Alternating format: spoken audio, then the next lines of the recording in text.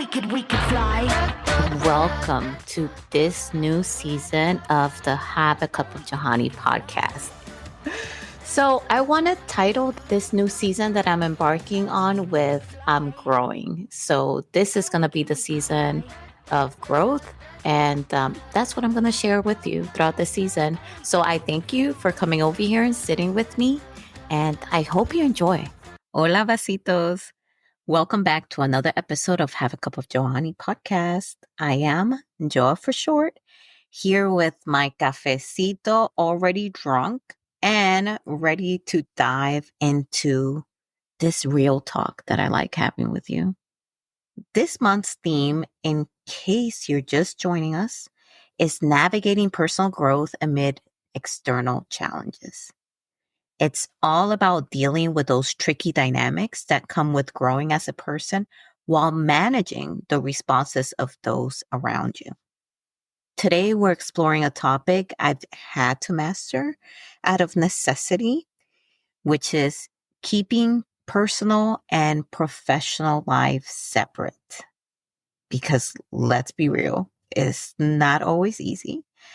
But for me, it's been a game changer in protecting my peace and staying focused on my goals. Are you ready?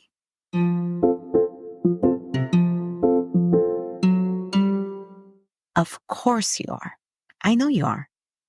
Okay, let's dive in. So here's the thing. Sharing your achievements and ambitions with those closest to you should feel natural, should feel good, right? But what happens when their reactions don't match your excitement? When their responses leave you feeling dismissed, criticized, mocked, belittled? This is where the art of self-preservation comes into play. Take it from me, your self-preservation queen. Over the years, I've learned to create boundaries between my personal and professional lives, hard boundaries. Why? Well, because past experiences taught me that not everyone in my personal circle understands or support my professional journey. And that's okay. But what's not okay, though, is letting those reactions weigh me down or derail my progress. That's not what I'm going to allow. Let's break this down, because there's more than just this to separating professional from personal. First, there's the emotional protection that goes into place. When you keep your professional wins to yourself or share them only with those who you have vetted and genuinely celebrate you, you shield yourself from unnecessary negativity. And that is just you being proactive and protecting and helping yourself. And this isn't about secrecy or being secretive or anything like that, but it's about being selective. Okay, there's a difference. Being selective with whom you share your journey. Now, you might be thinking, but Joa, shouldn't the people closest to you be your biggest supporters? And if they're not, why are they even that close to you? In an ideal world, yes, those closest to you should be your biggest supporters. But I want you to go back to the first episode of November of this theme. And so that way you can realize that that's not always realistic. That's not always how it plays out. Because remember, those closest to you are probably closest to you or sometimes closest to you because of the longevity, the time that they have known you. They have been with you through thick and thin. They know you through the different phases of your life. And some of those people, while they are close to you, they're still looking at you through an extinct lens, your past self lens. And when they don't let go of that frame of thought then they're not looking at the present you. They're not looking at the current you, the real you that is with them in that moment. So those people are the ones, they just cannot reconcile your past self with your current self. Those are the ones that, while they are close to you and y'all share a lot of things together, they may not be the right kind of people to share your wins with. Just think about that. And that's why I say that just because they're closest to you doesn't necessarily mean that those are the people to share your wins with. Just because some of those people, while they are closest to you, they are looking at you through a lens that is no longer valid. And sometimes those people, like I said, struggle to adjust their perception of you as you grow and find it hard to see you any other way. And then this can lead to a frustrating cycle of seeking validation from people who aren't equipped to give it. I go back to we shouldn't be asking legal opinions from somebody who doesn't have any legal expertise. Kind of like that. Like, look at it through that lens, because it's going to be frustrating if you're seeking validation from someone who is looking at you through an incorrect lens. They're not equipped to give it. So stop asking them to give that to you. Stop looking at them as the person or the source to gain some sort of validation from. And that's where boundaries come in. Right. And we talked about that in the last episode a little bit, right? About boundaries.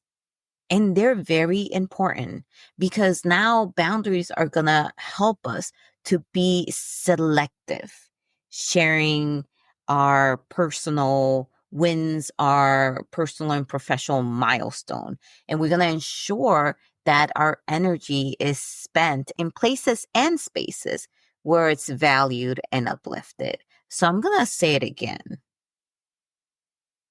Boundaries will help us to be selective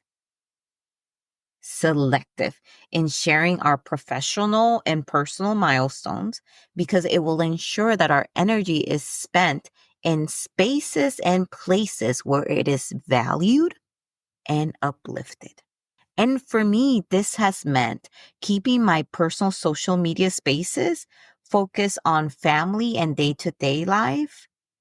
And my professional achievements, you may ask, those are reserved for my business platforms and share with a community that understands the work and dedication behind them. And you will hear about my platforms here through my podcast, because through this podcast, I share those platforms. I share my business platform. So everything that has to do with advocating diversity in literature and books and in children's books, and own voices from authors that have lived those experiences, that are part of those communities. You're gonna see it here through this platform that I have. When I shift to sharing things on my personal platforms, it's all about family. I keep most of my military milestones out of that one, and my publishing, writing, business stuff out of that one as well.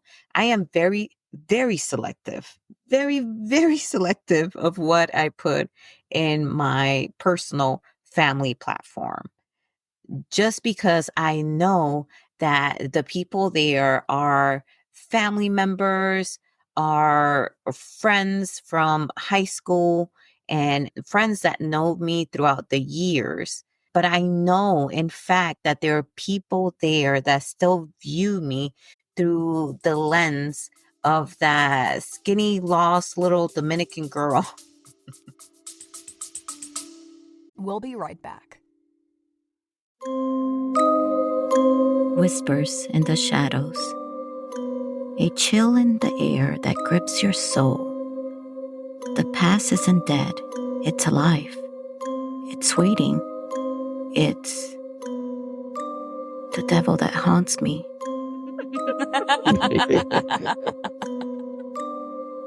From the mind of J.E. Ortega comes a tale so chilling, it blurs the lines between vengeance and redemption, reality and nightmares. Meet Isabela, a woman haunted not just by the ghost of her daughter, but by the sins of her past. As the walls of her sanity crumble, can she escape the grip of a spectral menace, or will her demons consume her? Dive into a world where every page crackles with suspense, where every chapter peels back the layers of a curse so profound it echoes through generations. The Devil That Haunts Me isn't just a story, it's an experience, a journey through the darkest corridors of the human heart.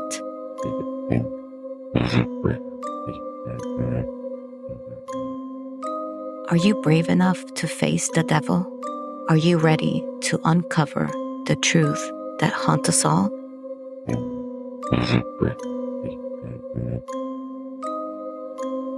Find out in The Devil That Haunts Me, available wherever books are sold.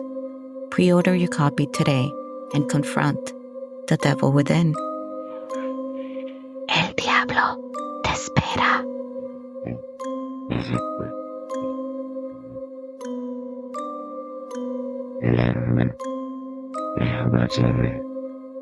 The devil awaits.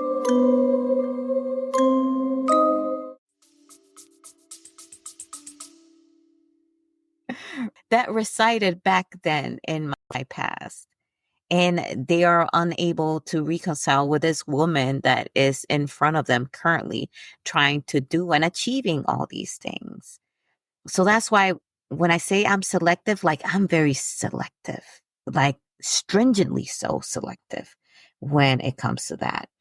Another aspect of keeping these worlds separate is also that it helps me to avoid burnout.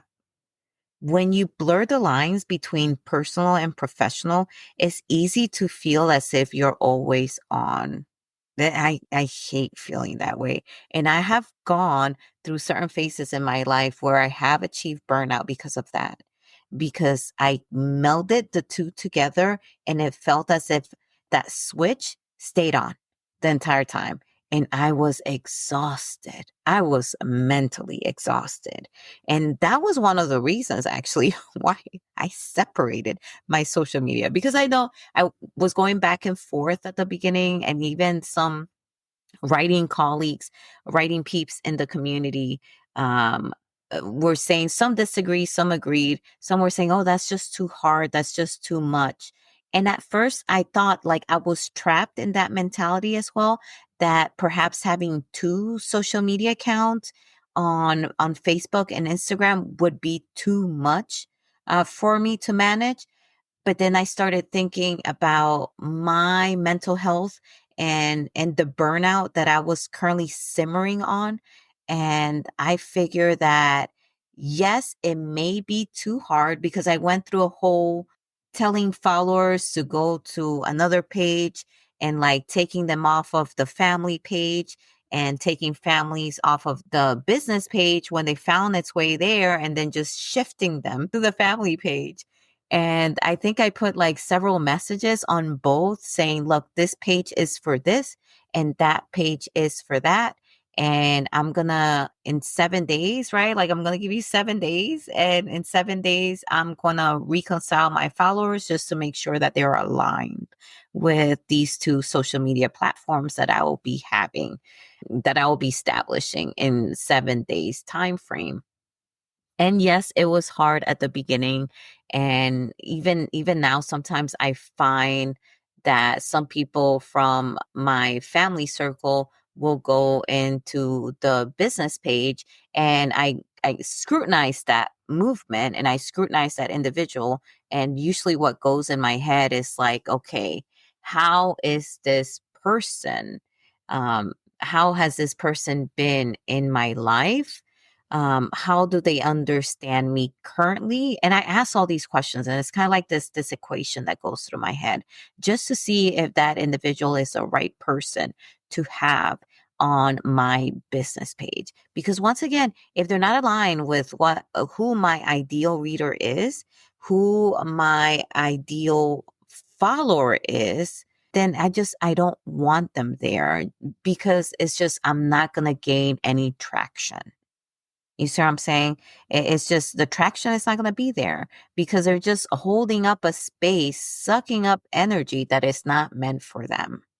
And it's a lose-lose for both of us. So that's why, like, I'm a big advocate of, I'd rather have like small follower count, but they're real and they're there and they want to be there, than to have like a crap ton of people, or forcing my family and friends to follow my business account and buy my books and listen to my podcast and all of that, when I know in fact it is not, those products are not for them. You see what I'm saying? I want this to be a win-win for all of us. And I think that's what I discovered after I went through that burnout period and had to do the whole separation between church and state. Nah, separation between personal joy and business joy. I got you. I got you. I know I did. It's also all about self-awareness. I've learned to recognize which people are safe for sharing my ambitions. And it goes to what we just talked about here. I really dissect that individual. And it's not like it's because I'm being critical of them or anything like that. I am dissecting and doing these equations in my head because I just want to make sure that this is going to be healthy for both of us, that this is going to be conducive for joy, happiness, contentment, peace, grace for both of us. It has to be a win-win for both of us. And if not, then one of us shouldn't be in my platform. And that one of us is not me. That one of us is them. And it's not about isolating myself, but once again, I'm the self-preservation queen. So I will protect my mental health and ensure that my goals remain a source of joy and motivation and not stress. And that's another reason why I have that separation there, because I don't want somebody stressing me out with their misguided opinions about what I should and should not do, because they still thinking of me as old Joa and not current Joa. And that will stress me out. That level of harassment will stress me out.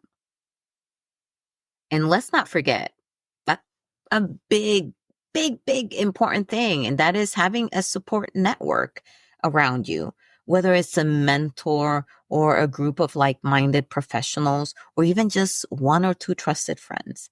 Having people who understand and appreciate your journey can make all the difference.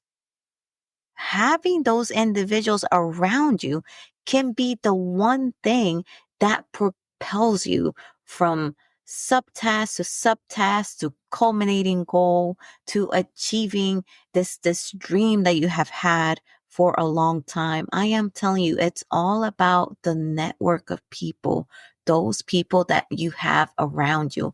And I'm not saying surround yourself with yes people. That's not what it is. And I hope you didn't get that perception out of this episode, because that's not what I'm saying. I am saying be around individuals that know the current you and are supportive of your goals and ambitions. You see what I'm saying? So it's a difference there. I'm not saying that they got to like everything that you do and they have to agree with everything that you do. A good friend, a real friend, will tell you when your bullshitometer, right, is going off the rails. But also, a good friend, a real friend, will be supportive of your goals, not minimize it, not criticize it, not belittle it or mock it. So see, it's a difference there when you say be around people that support you and nourish you, versus be around people that are yes people in your life. Yes people are going to drown you in the pool. Supportive people are going to throw you a lifeline and then tell you, you know what? I told you. But I'm here for it. I'm here for you. Let's try again. You see, there's a difference there. There's a difference. Yes, people will be like, then you're drowning, drowning, drowning. They just get in their car and go. Supportive people, they're petty like me. They're going to tell you, I told you so, while throwing you a lifeline. And then just saying, okay. Now, once you cough up all the chlorine water, let's get back into the pool. Let's try again.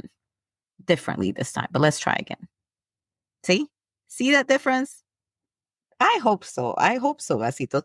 I hope I am talking clearly to you, and we are going through this learning process together and just becoming better people together. I hope so. So, how do we implement these boundaries so that way we can separate these two things, personal versus professional? And you heard me, one of the things that I did was just literally create two houses, two social media platforms. But I will also say to start small. As with anything, if you're like me, you get overwhelmed when you have a task that is so big and you just feel like it's this insurmountable goal, insurmountable mountain that you must climb, and your thighs, your legs are already hurting just thinking about it. So I would say start small. Decide first what aspects of your professional life you're comfortable sharing with your personal circle. Know that beforehand. Maybe it's just the big milestones, or maybe it's just nothing at all. Maybe we like to hold on to things for as long as possible before we release it to the world. And that is perfectly okay. If that's what works for you, Vasitos, that's what works for you. I'm not here to judge you. You know what I'm saying? So go for it. Go for it. Do that. I did the same thing. I was selective with who I was sharing things, and I'm also selective with what I am sharing. I tend to not share when things are in the developmental phase.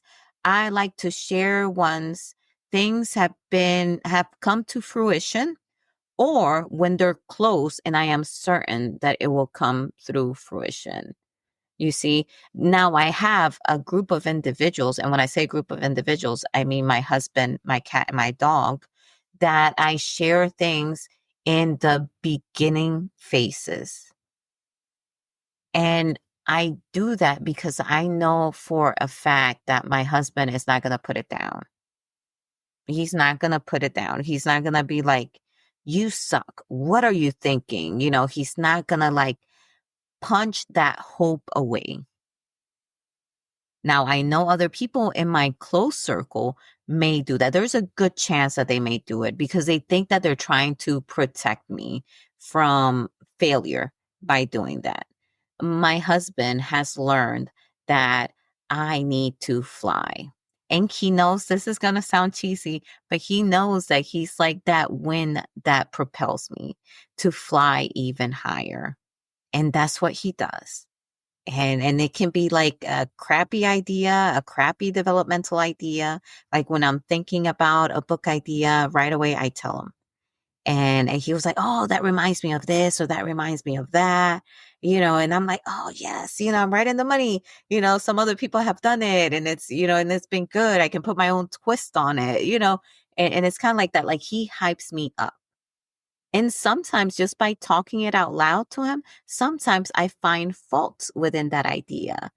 But I find that out on my own, through my own reasoning, through talking it out loud with him or to him. You see what I'm saying? Not because he pointed out the flaws or he pointed out how stupid it was or something like that. You see what I'm saying? So I know my husband is going to give me the wind I need to like just erect my wings and start flying as high as possible with these goals, these dreams that I have.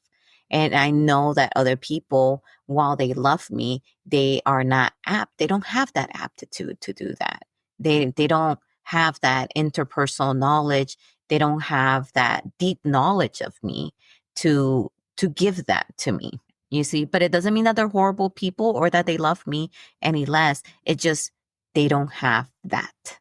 But remember, at the end of the day, like I'm giving you things that work for me. It doesn't necessarily mean that it will work for you. That's where trial and error and experimentation comes into play here. So that way you can try things out and you can see what works or what doesn't work for you, for your lifestyle, for your abilities. And remember, by creating these boundaries, you're not just protecting yourself, you're also fostering an environment where you can thrive both personally and professionally. All of that is part of you.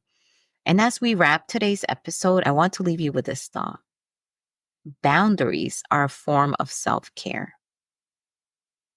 Boundaries are a form of self-care.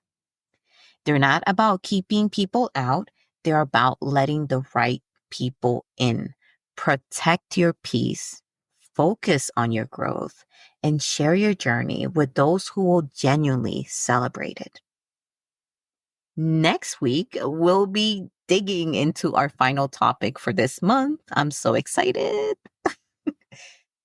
It will be why familiarity breeds contempt and how to navigate being undervalued by those who know you best. Oh, I know it hurts. It's going to be a good one. So I want y'all to stay tuned for that. And as always, don't forget to subscribe, leave a review, and share this podcast with someone who you know needs it. Keep your cups full and your spirits high. And I will see you, vasitos, next time. Besos. Oh, we could fly. Thank you so much for listening. I want to hear from you. Leave me a comment, do a rating if you can on the podcast, share it with somebody you love, but most importantly, come back. See you next time. Bye.